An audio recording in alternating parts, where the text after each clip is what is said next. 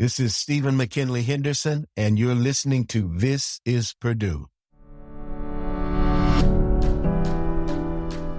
Hi, I'm Kate Young, and you're listening to This Is Purdue, the official podcast for Purdue University. As a Purdue alum and Indiana native, I know firsthand about the family of students and professors who are in it together, persistently pursuing and relentlessly rethinking. Who are the next game changers, difference makers, ceiling breakers, innovators? Who are these Boilermakers? Join me as we feature students, faculty, and alumni taking small steps toward their giant leaps and inspiring others to do the same. I benefited from the cross-pollination that the College of Liberal Arts allows you to have with scientists and researchers, and so that the friendships and the interests that you become aware of because you're in a truly universal knowledge environment. There is really a liberal assortment of knowledge that you can get to be exposed to. I wish that everyone would know that a liberal arts education exposes you to be a citizen of the world. In this episode of This Is Purdue, we're talking to Purdue Theater alum and Tony-nominated actor Stephen McKinley Henderson. Now, you may know Stephen from box office hits and award-winning films like Dune, Lady Bird, and Lincoln. Or maybe from Tony-nominated plays like Between Riverside and Crazy and Fences with Denzel Washington and Viola Davis. But did you know that Stephen spent some of his formative years at Purdue? In our 88th episode of This Is Purdue, Stephen discusses what led him to Purdue and how his time on campus propelled him to an esteemed career both on Broadway and in film. You'll hear more about what Purdue's College of Liberal Arts means to Stephen, some of his favorite roles throughout the years, and the unique challenges of performing in front of a camera instead of a live audience. Plus, Stephen shares what it's like working with renowned Oscar-nominated actors Timothée Chalamet and Austin Butler. And you'll get a sneak peek of what's in store for Dune fans in the upcoming Dune Part 2 blockbuster sci-fi movie. From semiconductors to race car engineers to athletics to movie stars, This Is Purdue really covers everything that Purdue University has to offer. And we know you'll enjoy this episode with Stephen McKinley Henderson. Thank you so much for joining us. It's a total honor. Let's start with your earliest memory of Purdue University. What led you to Purdue in the first place? I went to this event at the time. It was called the University Resident Theater Association auditions in D.C. At the time, I was leaving North Carolina School of the Arts and looking for graduate programs. And you went and did your audition in D.C., and then you were asked to come back to various schools, and I had quite a few callbacks, and I went to these different rooms to talk to these different programs. And quite early on in that sort of speed dating atmosphere, I met Joseph Stockdale, Dr. Joseph G. Stockdale, who was from Purdue. And talking to him, that sense that I knew within minutes that, I want to go there, because he was so astute in terms of theater. And I could tell that he was doing wonderful plays there because he gave me a brochure of the plays that they were doing. And I was really astounded that those kinds of plays were being done at a school, as you know, that's primarily known as a STEM school. And even then it was known as an engineering school. So I made my decision quite readily, and he made it quite tempting too. And there was a new play that was written by a woman named Sheila Hofstetter that was going to be produced that summer. It called Busy Dying, taken from the line of Bob Dylan's song, "He Not Busy Being Born is Busy Dying." I was intrigued by that and the role that he wanted me to play. And so it was Purdue. And I started in the summer program and with the summer theater, because they had a Purdue summer professional theater where they hired actors from New York and other places. And so that's where I started. And it was because of Joe Stockdale. Joe Stockdale was a professor of theater and film at Purdue. Stephen discusses the impact Joe and a few other Purdue mentors had on his career and his life. James O'Connor, who was also at Purdue, Joe was the classicist who, knew the classics quite well and taught Chekhov brilliantly. It was a wonderful course to take on a great Russian playwright. And Jim O'Connor was sort of the avant-garde, visionary, wild card. And so learning from the two of them and being directed by the two of them was a brilliant education. And they were sort of polar opposites, but at the same time, both just brilliant artists.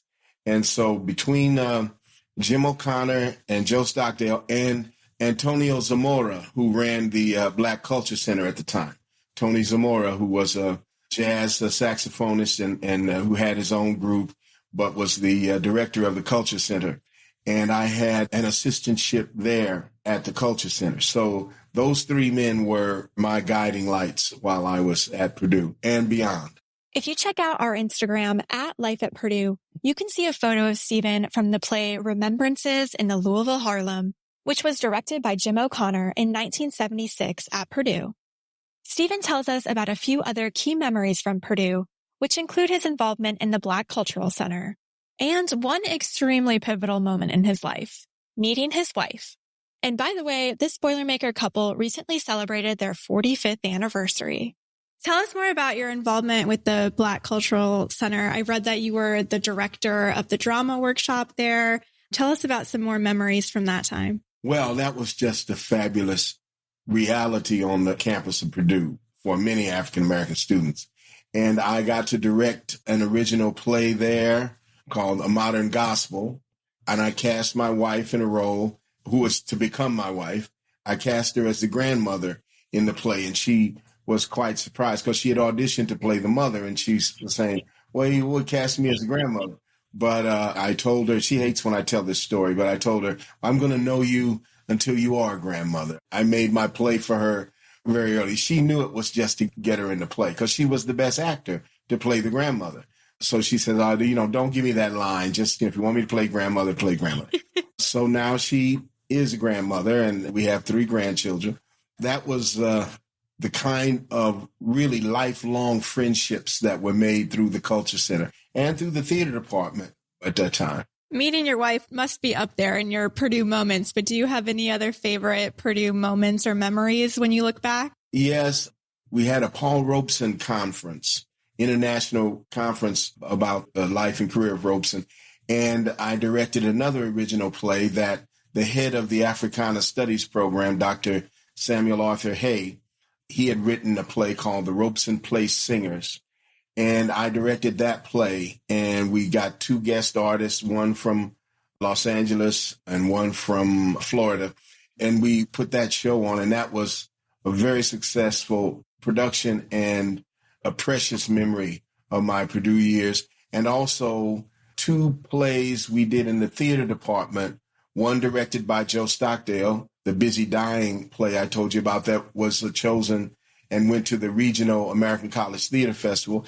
And the other play by Jim O'Connor, a British play called Loot by Joe Orton that also went another year to the Regional American College Theater Festival. And I was also given some award for that. I can't remember what it was, but it was those 2 productions, those 3 productions, the Robeson Place Singers and Busy Dying and Loot were just really high points in my theatrical career. Wonderful productions, wonderful casts. Great experiences. You alluded earlier that Purdue is traditionally known as a STEM school. What do you wish more people knew about the College of Liberal Arts here at Purdue? That's a wonderful question. And the thing is that I benefited from the cross-pollination that the College of Liberal Arts allows you to have with scientists and researchers so that the friendships and the interests that you become aware of because you're in a truly universal knowledge environment. There is really a liberal assortment of knowledge that you can get to be exposed to. And those friendships that I made with researchers, which also made me enjoy the research that one does to explore a role.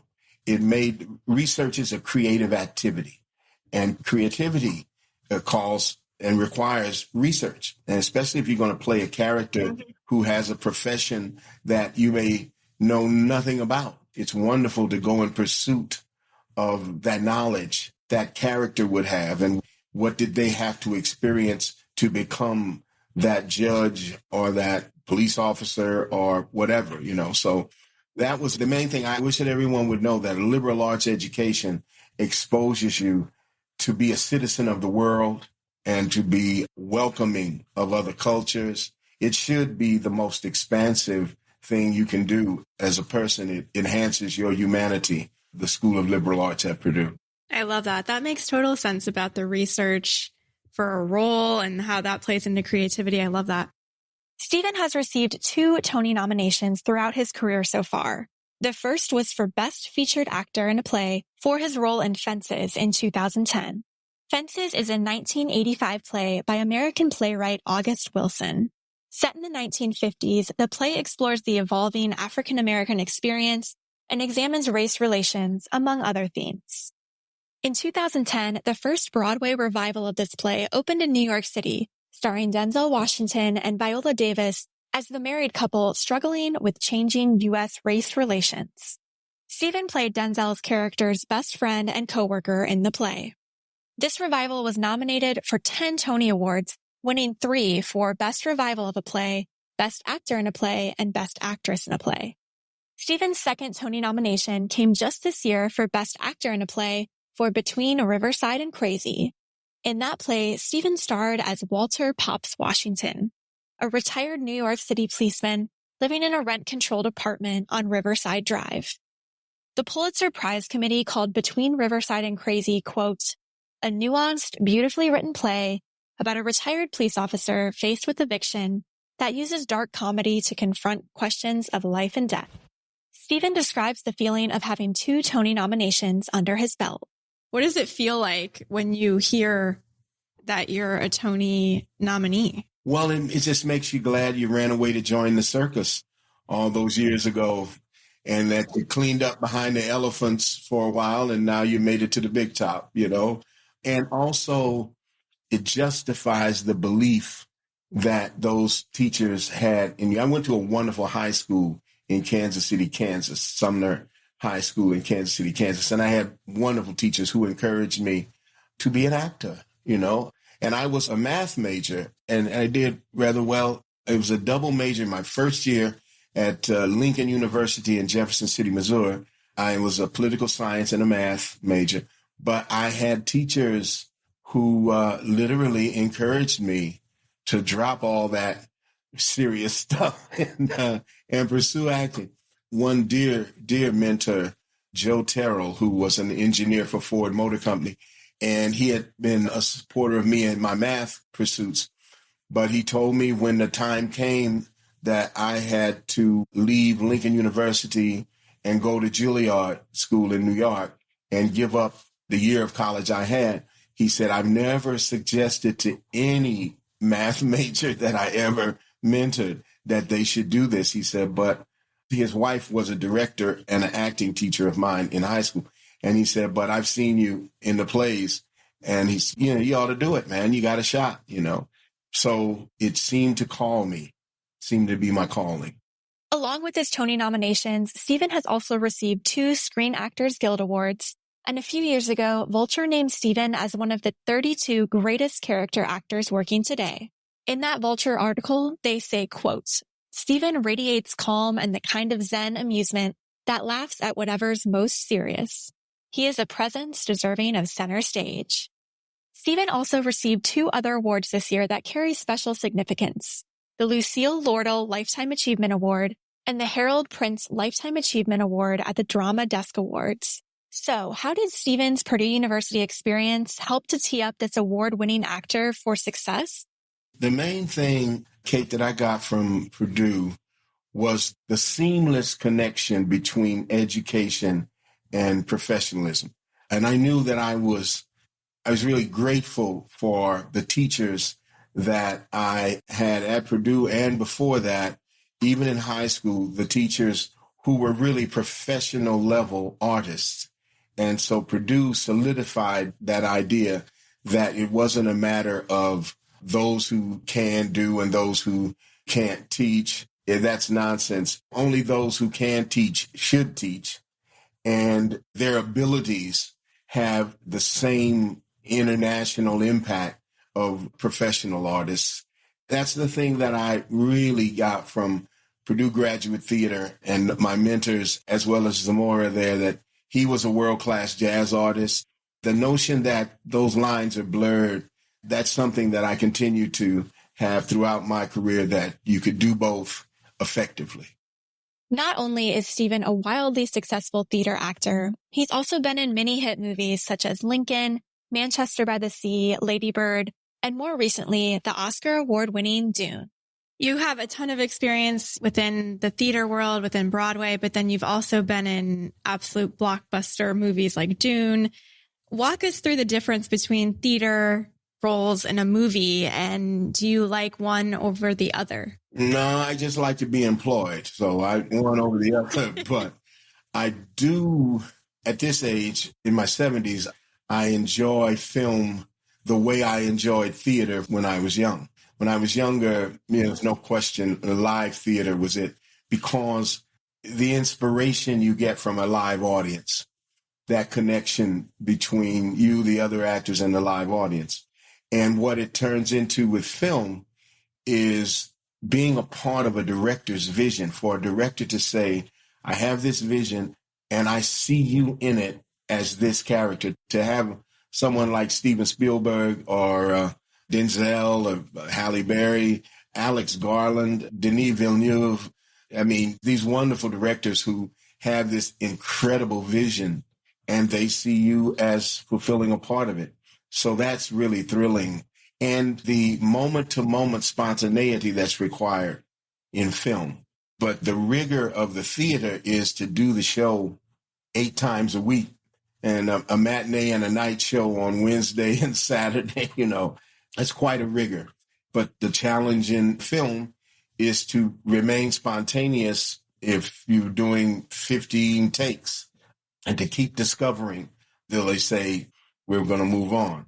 So they're different, but they come from the same desire to tell a story well, and tell it in many voices. As for Stephen's favorite roles throughout his long and thriving career, many involve his time acting live on stage. But he says one of his favorite roles in a film is actually from an upcoming movie called Civil War, directed by Alex Garland and starring Kirsten Dunst. He shares more on his favorite theater roles and a sneak peek of what to expect when it comes to the movie Civil War. I would have to say Joe Turner's Come and Gone, the character of Bynum in August Wilson's play, Joe Turner's Come and Gone. That was I would have to say, was very high up there. That and Pops in Between Riverside and Crazy. Because I did a lot of regional theater, and to do Bynum and Joe Turner's Come and Gone at the Studio Arena Theater in Buffalo, New York, that was a real high point. And to get to do Between Riverside and Crazy and do it in 3 different iterations, and for the playwright to win the Pulitzer Prize, and I received my second Tony nomination, and of course also playing Bono with Denzel and Viola Davis on stage, and then doing the film, and that's where I got my first Tony nomination. So if I talk too long, I'll tell you more roles than that.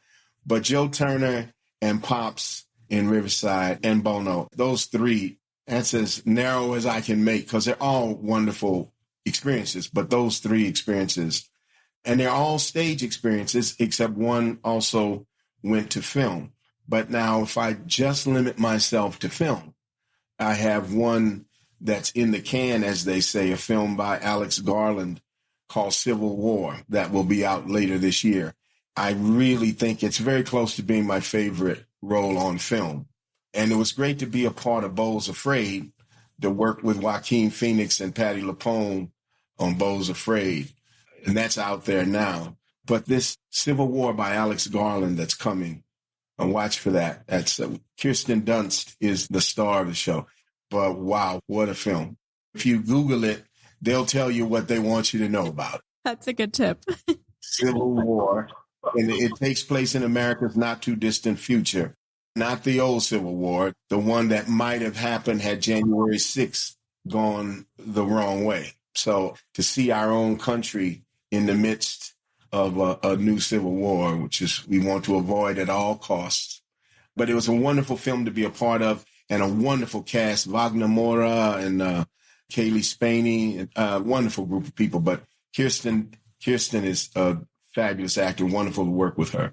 It's definitely safe to say one of the biggest blockbuster movies Stephen has been a part of is Dune, the epic science fiction film starring Timothée Chalamet, Zendaya, and Jason Momoa, just to name a few. Stephen shares a preview of what's in store for Dune fans in the upcoming Dune Part 2 and discusses what it's like working with actors like Timothée Chalamet and Austin Butler. I tell you what was so wonderful about being a part of that, both Part 1 and Part 2, is such a great international cast. I mean, truly an international cast. But what I had the most fun with this last time was working with Austin Butler, who played Elvis recently. Yes. So working with Austin and Timothée, Chalamet, it was like working with Elvis and Bob Dylan, because Timmy's going to be playing Bob Dylan in a movie coming up. So to work with Elvis and Dylan on Dune was quite a kick. And boy, I tell you, Denis Villeneuve is a great filmmaker, and the Dune fans will not be disappointed in Part 2. I can assure you, if you enjoyed Part 1, get ready, because it's a fabulous, fabulous journey. I know a lot of people are looking forward to that. I loved Austin Butler in that Elvis movie. I thought he was incredible. Yeah, and what a nice person. He's just the nicest guy. And he and Timmy, both just wonderful people. And they play such nemesis in the film. And so it was wonderful to see them off camera. And Austin was so nice to me, because I had a medical emergency during the shooting, and I had to go away. And when I came back, and he played a character that was not very happy with me at all. And he was quite chilling, and I was giving him back the looks.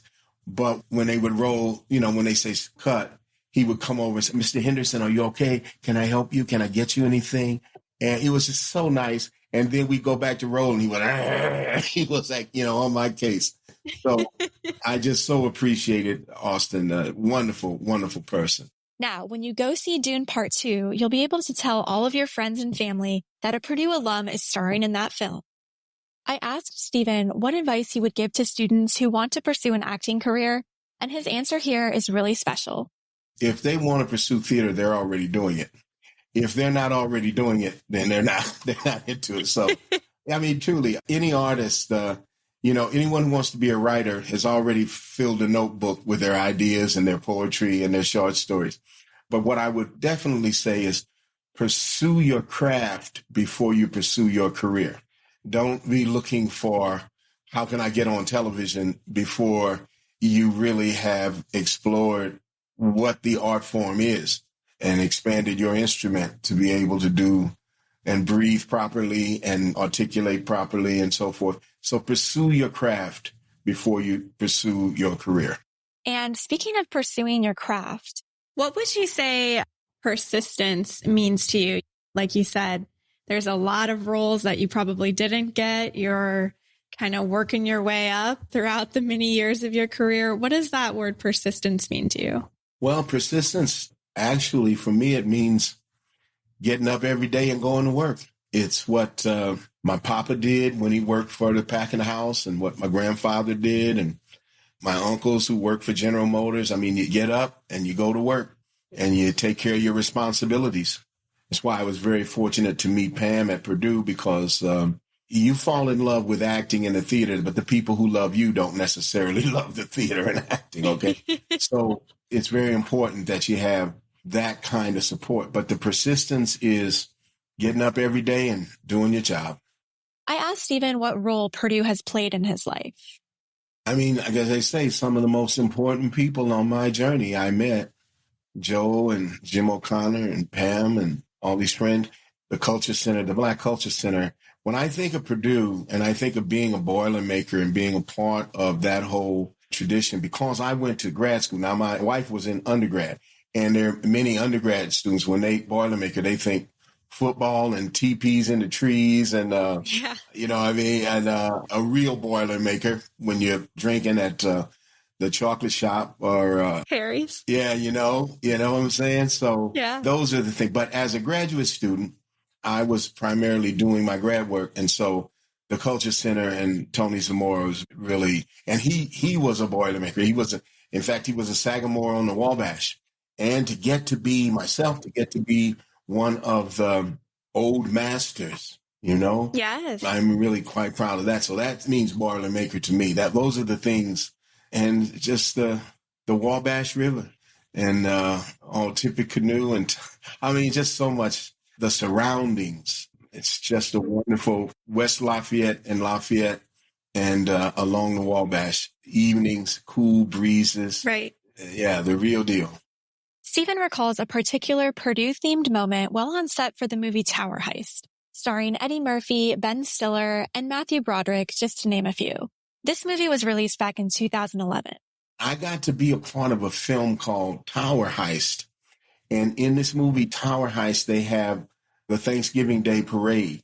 And I can tell you how proud I was when I was in a movie that had the Purdue marching band in that section of the Macy's Thanksgiving Day parade. I knew I was in the right place on the right path when I turned around and saw that, you know. That was really quite good, quite something.